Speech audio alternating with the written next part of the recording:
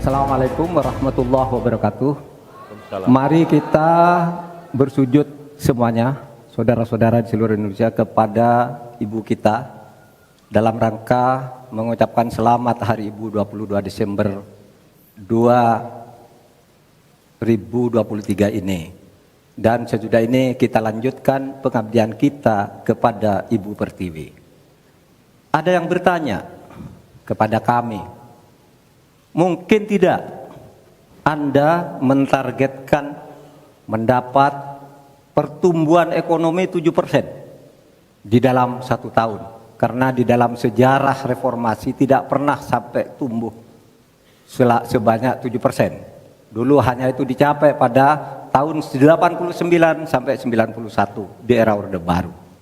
Lalu pertanyaan itu saya sampaikan kepada beberapa orang ahli. Lalu mereka mengatakan hanya karena kebodohan kita ini tidak bisa menaikkan pertumbuhan ekonomi menjadi 7% karena kita ini kaya raya dengan sumber daya alam dan sumber daya manusia yang hebat.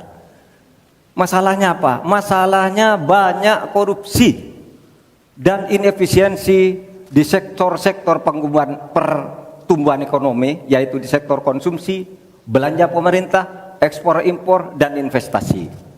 Jadi dengan demikian karena banyak korupsi, dan itu memang betul terjadi. Coba lihat berdasar hasil SIGI, Transparansi Internasional, korupsi terjadi di lembaga legislatif, eksekutif dan yudikatif secara besar-besaran. Korupsi juga terjadi di 3 metra alam kita ini. Kita menginjak bumi, ada korupsi di tanah dan pertambangan. Kita ke laut, ada korupsi di masalah kelautan. Kita melihat udara, pesawat terbang kita, ternyata di udara juga banyak korupsi. Akibatnya apa? Rakyat miskin. Saya ketemu dengan seorang bernama Teddy dan Joni di Padang. Seorang atau 2 orang pegawai angkutan perusahaan truk menyatakan tidak pernah bisa mendapat subsidi minyak yang disediakan oleh negara karena tidak pernah sampai di korupsi. Saya juga ketemu dengan seorang Sri Wulan, anak kecil di Parongpong, Bandung Barat. Dia mengajak saya main layang-layang. Katanya, "Bapak, saya ingin terbang seperti layang-layang meraih cita, tapi saya tidak dapat." Kemudian saya ingat pulau saya, Madura. Di Madura itu kaya dengan gas alam, tetapi sampai sekarang tidak pernah dioptimalkan untuk dimanfaatkan. Maka kuncinya adalah bagaimana kita memberantas korupsi. Lalu ada yang tanya kepada saya, "Bapak, kalau Bapak jadi wakil presiden orang takut ditangkap."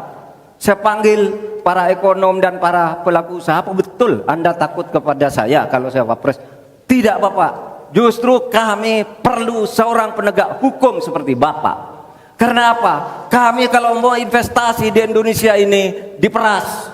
Mau berusaha ini diperas. Kalau kami bayar padahal diperas, lalu ketahuan kami ditangkap katanya kami menyuap." Itulah Indonesia ini pada saat ini. Oleh sebab itu, saudara sekalian, kita harus lawan korupsi. Memembang istilah anak muda, "Hai koruptor, kutabrak kau. Hai wir, mundur kau wir. Nah korupsi, setabrak." Saudara sekalian, ini semua dalam rangka agar terjadi pemerataan seperti ketentuan pasal 3 Undang-Undang Dasar. Di Al-Quran disebut kaila yakuna dolatan bainal yang. Jangan biarkan kekayaan itu hanya beredar di antara orang kaya. Waktu Bapak selesai. Baik, terima kasih Pak Mahfud. Silakan kembali, Pak. Download Tribun X sekarang. Menghadirkan lokal menjadi Indonesia.